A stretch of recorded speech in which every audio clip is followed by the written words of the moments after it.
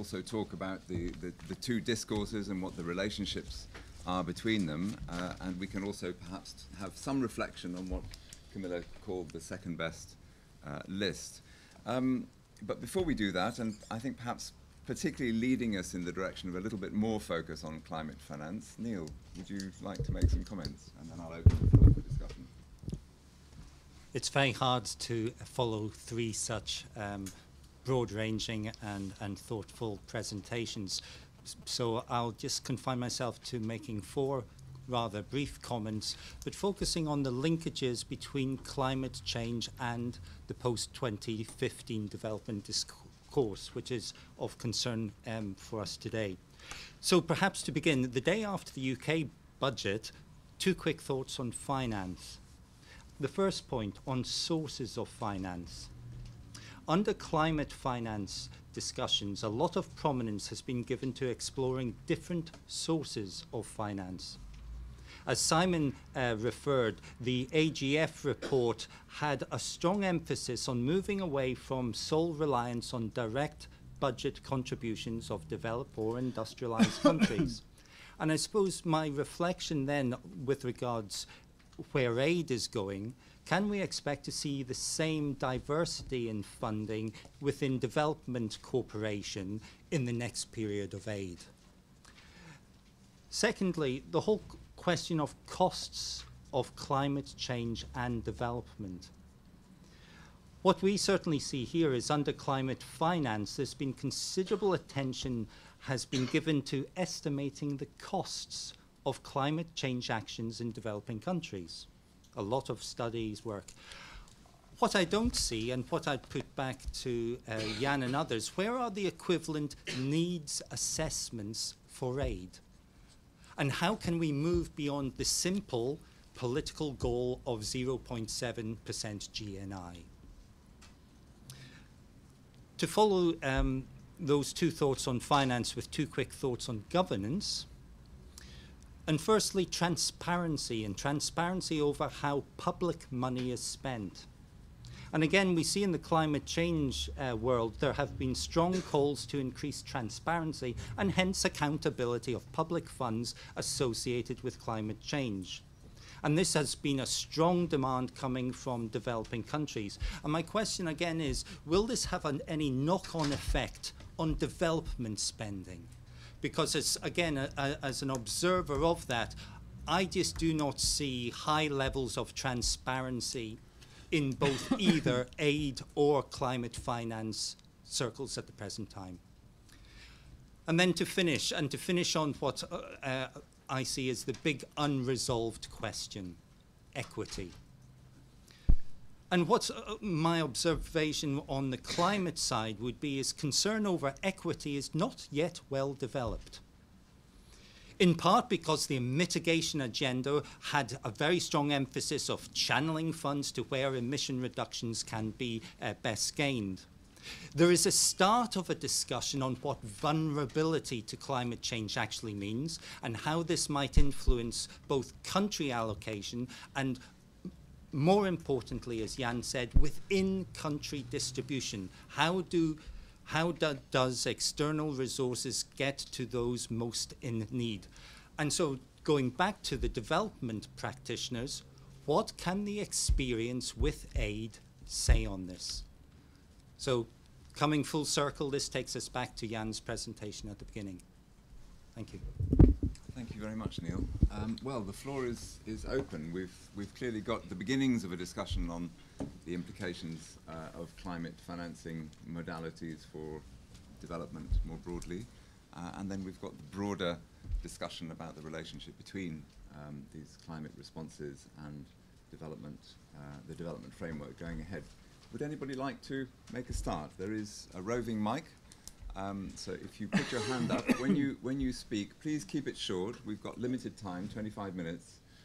We'll try and have 2, possibly 3 rounds. I guess it'll be 2 rounds and responses from the speakers. Please say who you are, where you come from if you have an institutional affiliation, and keep it brief, either as a question or a comment.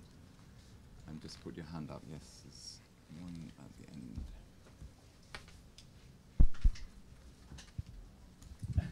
Thank Thank you. My name is Marcus Manuel from the Overseas Development Institute. One comment, one question. One comment, for those of you who've heard about Dutch disease, can I commend to you the new phrase, which is actually Dutch vigour. If aid is correctly invested, you can actually see a recovery of export industries and a more vigorous export stuff, rather than actually the collapse that people have seen on Dutch disease. It's a new phrase that the IMF is starting to use. The second one is, I just need to know the panel views on, do you think the discourse around polluter pays works in the conversation around climate finance? Thank you. Okay, just, are there any other questions over on this side of the room? Just to keep the microphone there for a second. Okay, it seems as though not, so there are two along here. Just over here.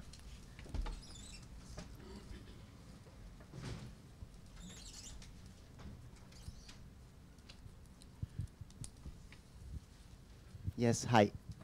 Is it working? Yeah. My name is Gianni Ruta. I'm doing research on adaptation finance at the Grantham Research Institute at LSE, and I've also been working 9 years at the World Bank in the Environment Department. Thank you very much for a very nice set of presentation. I found Jan's presentation very thought-provoking. And there is a tendency, and here is my question, there's a tendency to stress the dark side of conditionality. Conditionality, in my opinion, also has a bright side, which is to put forward a genuine inequity aversion of developed countries. That inequity aversion is trying to counteract a lack of inequity aversion at the level of the recipient country. I can use your Nigeria measles immunization example. You want funds to be conditional just because you want that fund to target a specific type, kind of the population. So how do we move forward? How do we balance the agenda without understanding very well the very origin of conditionality and the underlying drivers? Thank you. Sorry, Fiona Napier with Global Witness. I just wanted to comment on Camilla's presentation, which I thought was very helpful. Looking ahead in terms of Millennium Development Goals, or what are the principles that we need to be getting more global agreement and traction around, I wanted to also add one on consumption. So we're very much looking in terms of some of the positive rights and making more space for those. But if you look at the Nature article, and indeed the limits on some of the natural resources that seem to be coming through, we have to have a debate about consumption. It's starting, but I don't feel it's got to international level yet. People avoid it very politely. I'd love it if somebody on the panel would like to comment on that. Thank you. Okay. Yes, please. My name is Fatima Yamin. I'm a student at King's College in disasters. A bit louder, please, or a bit closer. Just get out. It is It's working, yeah. I'm a student at King's College doing disasters adaptation and development, and climate change is a big part of what discourses and issues that we go through. My question is actually quite simple in the sense that there is a sort of there's something that organizations and agencies and actors avoid doing, and that is defining the major elements or the major ingredients that are involved in, that is adaptation, mitigation, and resilience, and even vulnerability. Because once you don't have these things defined, my thinking is that you don't have everyone on the same platform. You have people standing in different places. Now you can define mitigation, resilience, adaptation, and vulnerability in the context of climate change, but then we have disasters around the world that are also part of the climate change scenario. So there's a need, I feel, for defining these different things before approaching them in any way. So just Okay, any last point? There's one point back here, and then we'll turn to the speakers for some responses and then have a second round. Hi, Jasbir Singh from CAFOD. I was just wondering where we could unpack the issue of inequality and trying to define it. I mean, does it stem towards land inequality as well, and what kind of ramifications would that have? Okay. Jan, would you like to make any responses? Yeah. Some of them were directed to you. Yeah, conditionality. Definitely, we are not talking either or. Yeah, it's not overpowering or not engaging. And that's also Colin's point of view. Conditionality is part of doing business, but it's very much a matter of degrees. Inherently, conditionality is the opposite of ownership. You have to be aware of that. So we have to really keep it in its place. And it has a major problem because it is perceived as patronizing and it is not perceived as empowering. It doesn't mean that there is no debate between the two parties in the business, but the practice you and I have been observing, I have been observing it for more than 30 years. It's pretty much intrusive, perceived as intrusive, perceived as patronizing, and it leaves little scope for endogenous change and endogenous progress. The examples we saw on Bangladesh and Malawi, that came from within. Of course, there was lots of assistance there that came, but the driving force was not a donor. And a bit of humility on our side is always good. It's difficult, especially when the people have a lot of money and when they have the same gender as the two we belong to. That's my experience. On needs assessment for aid, yes, we need to do that, but again, a matter of degree. We have seen in the past needs assessments that become kind of scientific targets by themselves. And we are talking about orders of magnitude, very broad orders of magnitude. 0.7 is important, but it will never make much of a difference when we talk about MDGs, when we talk about climate change. If you just look at the history of 0.7, why is it 0.7? Why is it not 0.6 or 0.8 or 2.5? Just read up on the origin of this number and you will probably never ever mention it again. Because it has nothing to do with the challenges we face today. This thing is 40 years old, back of the envelope calculation by Jan Tinbergen, the late good fellow. It's good to have an order of magnitude. And Hans Singer, we should say. Sorry? And Hans Singer. And Hans Singer, yes. It's good to have an order of magnitude, but also with a deep understanding that it is unknowable. It is unknowable how much it will cost to reverse climate change or how much it will cost to achieve the MDGs. Okay, Camilla, maybe on consumption goals. And well, and on the polluter pays thing as well. If you look at the figures that Martin Parry is coming up with in terms of the costs of adaptation, you realise that the flow of funds from countries that have burnt a lot of fossil fuels per head to those that haven't but are suffering the consequences would imply a really very substantially larger flow than that which is flagged up in the UN Secretary General's report. But we're probably not going to see those flows happening. Where I think there's more of a likelihood of that kind of polluter pays principle is where you can earmark, say, some kind of levy, such as the International Air Passenger levy, which is already in existence for the French, but might be made more global. And of course, if the levy on carbon could be used for other purposes, such as investment in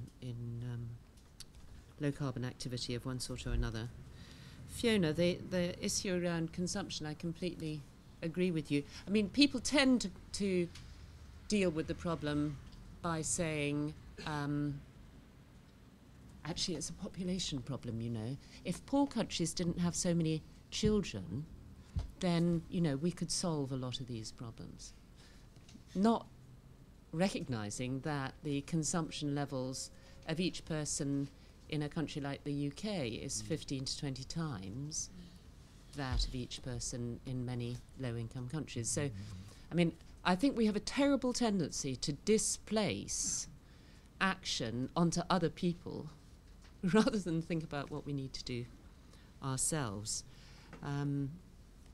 The UK government's Foresight report that came out last month that I was part of on global food and farming futures to 2050 recognises that there's a lot that we should be doing here in terms of modifying our own demand for food, as well as cutting waste and a number of other things, rather than just thinking that there's something to be done just on the supply side.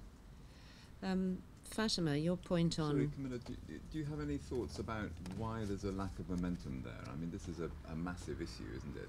And obviously one which brings the two discourses very strongly together.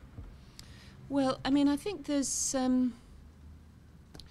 sort of small middle-class response in countries like the UK around consuming less, you know, consuming local, trying to make sure that you reduce your impact on resources.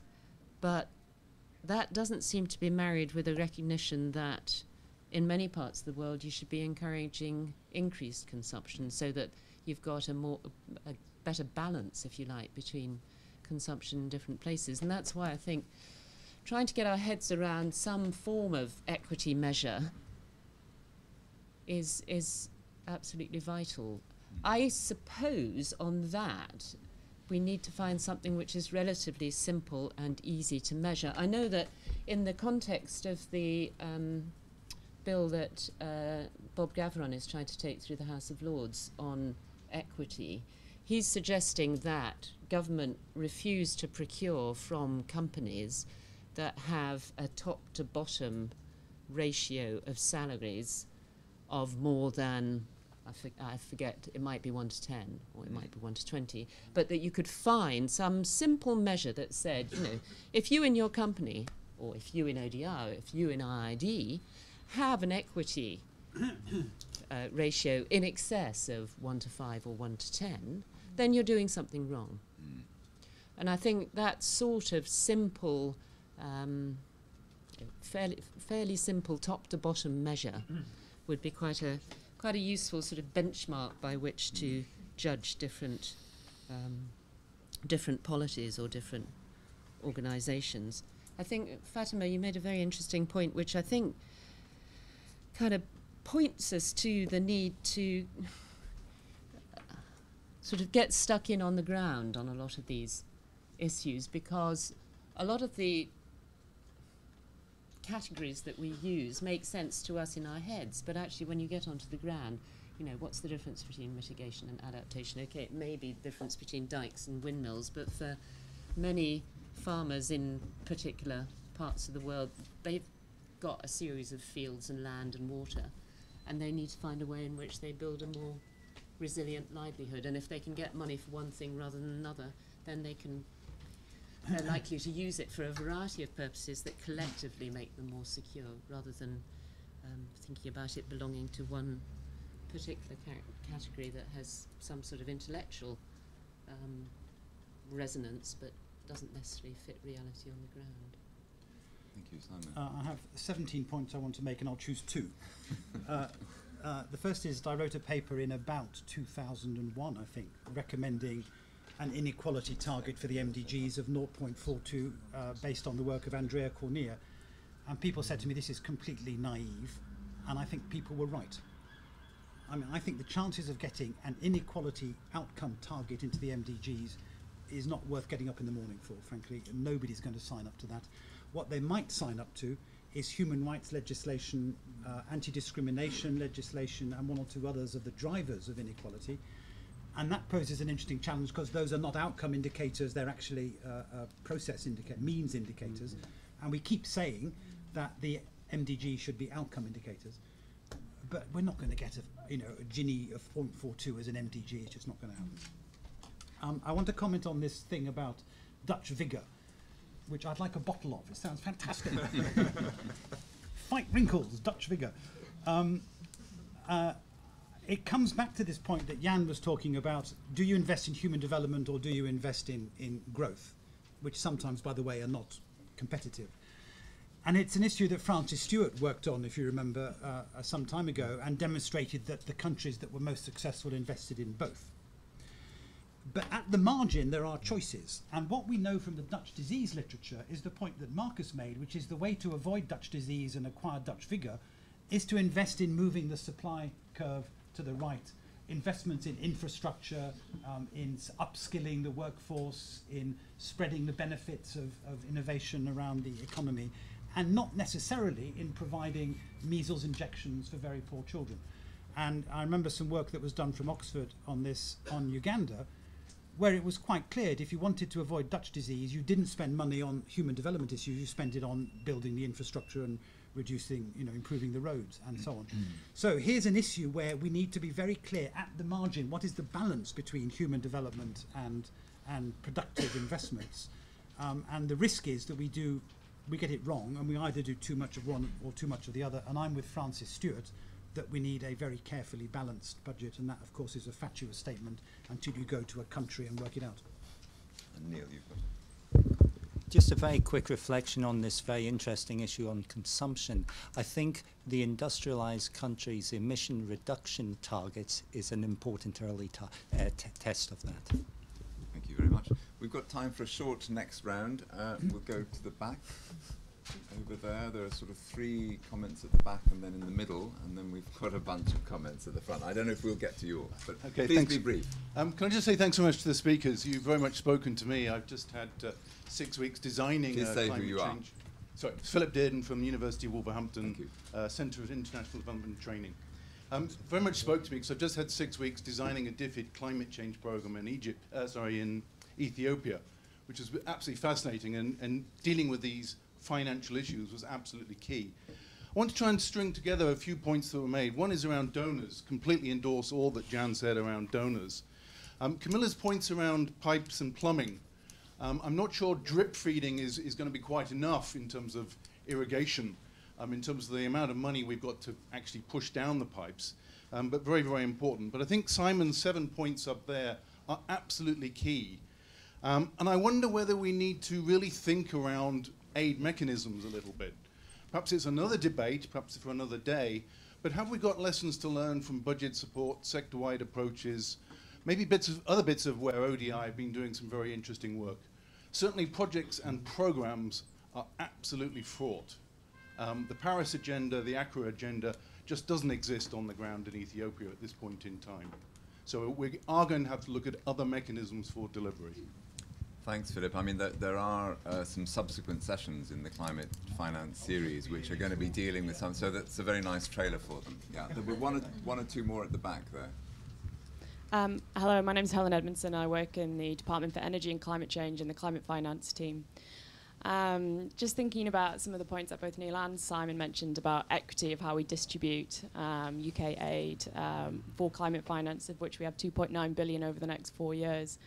Mitigation, obviously a global public good, and one might argue more of a top-down approach, which might end, as Simon suggested, in middle-income countries doing innovative projects rather than maybe in your sub-Saharan African countries.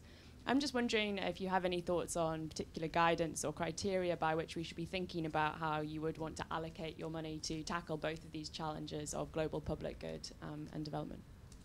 Thank you. Claire. Thanks. Claire Melamed from ODI. I just want to respond quickly to the point that Simon just made about targets for inequality. I think you're completely right. It's a political non-starter to have a target for the Gini coefficient, for example. But I don't think the only alternative is a sort of process targets around human rights, for example. I mean, a different way to do it could be to, for example, have targets that were specifically focused on progress within the bottom quintile. Or, I think there are other ways of approaching equity that which fall between those two extremes and maybe more output focused, but not quite as utopian as a Gini coefficient. I think also one of the things that the MDGs have been very much criticised for is in neglecting the kind of issues around growth and the productive sectors. And it struck me very much, again, on Simon's presentation, that this could be a real win-win in terms of thinking about climate finance and the sort of what happens after 2015, in that as development starts to sort of come back to thinking about productive sectors and jobs and so on, and as climate finance perhaps is also pushing in in that direction in particular ways. This is a kind of potential win-win area and something that maybe we should look at more. Jonathan Glennie, ODI. I'm not quite sure what I think about MDGs. I mean, I agree with all the stuff on consumption and inequality. At the same time, the MDGs were not about development in general. Development in general is a massive topic. The MDGs were about eliminating and eradicating absolute poverty. And I think sometimes if we broaden it out too far to things that really are going to challenge us in the next century, and they are, and then development thinkers have to think about them, but to broaden out the MDGs too far away from the simple things of children not dying, mothers not dying, those kind of things. And my question, I suppose, to the panel is, do we think we're making progress on those issues, absolute poverty issues? And if so, maybe there is a case for being careful with that area. My second point, quickly, on climate finance is, those people interested in linking aid effectiveness lessons to climate finance will be interested in what ODI is doing. We're working very much together, the aid effectiveness people and the climate change people. But my worry is that we're already getting into the nitty-gritty of aid mechanisms, when the reality, and I very much agree with what Jan is saying, is that countries need to start reducing the amount of aid they receive, not increasing it. They've been dependent on aid for 30 years, and the fundamental problems with high levels of aid dependency aren't going to go away.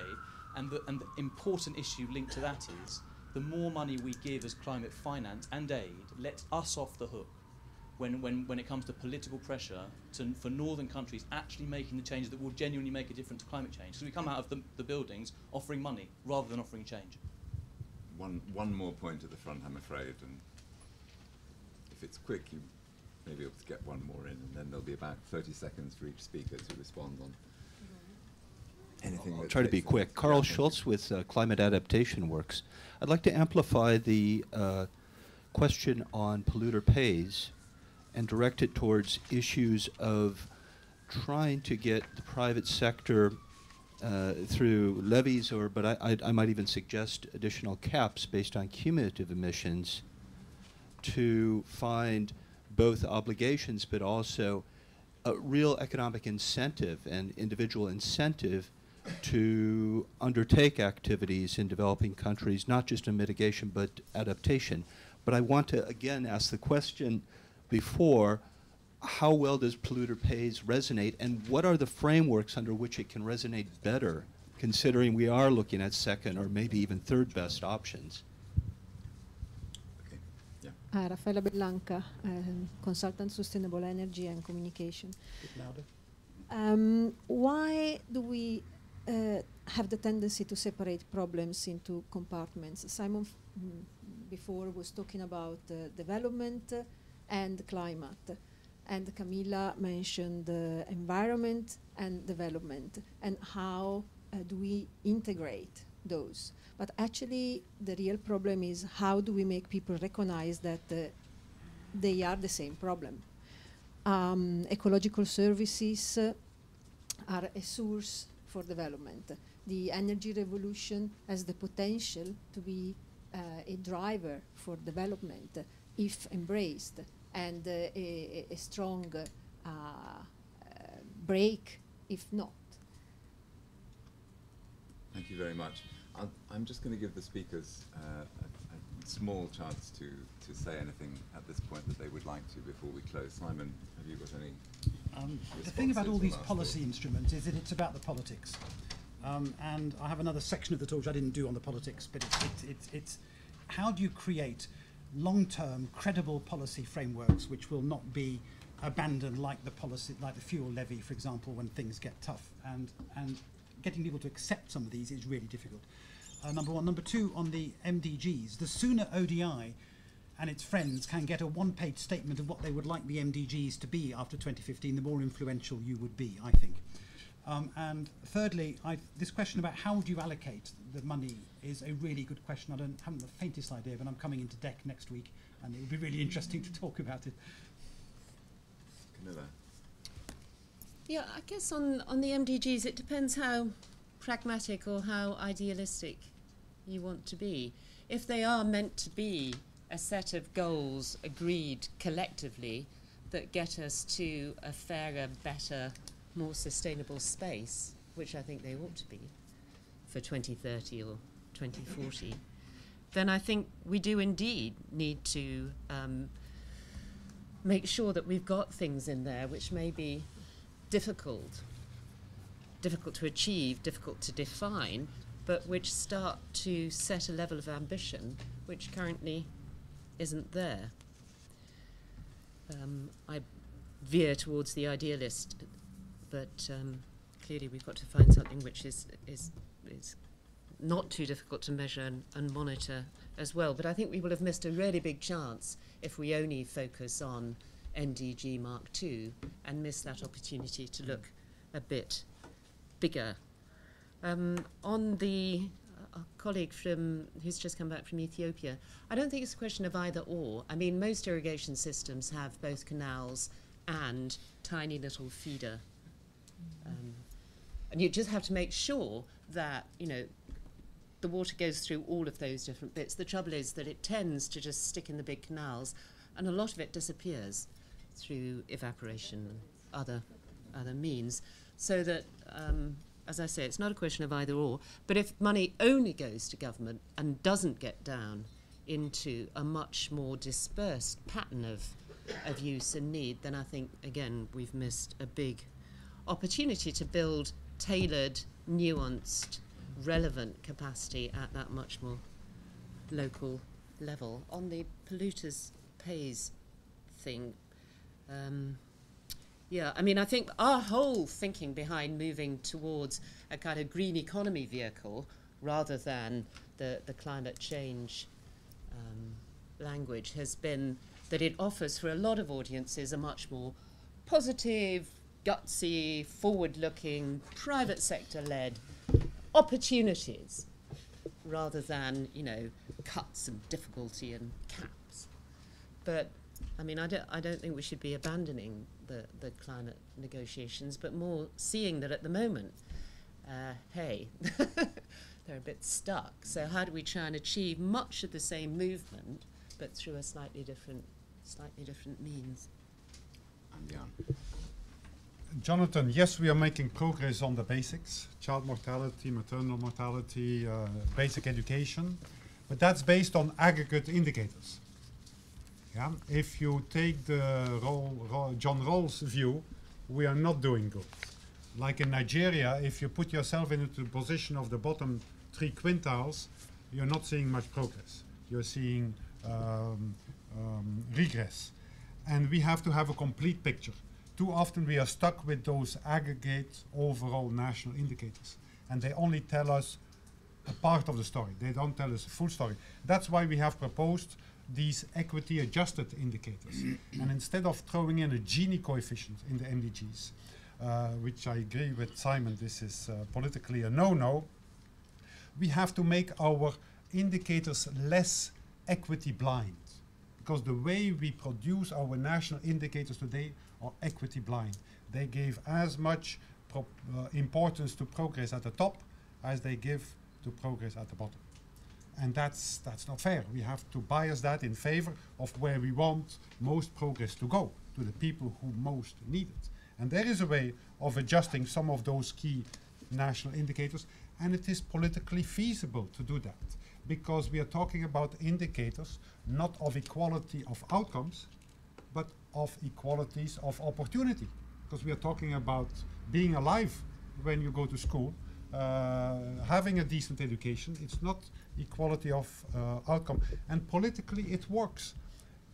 Quickly, story. I was in Pakistan, the UN man. The Prime Minister called me in his office once, late at night, and he had the Human Development Report on his desk.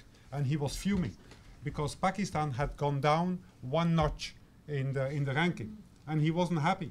But that was only part of the story.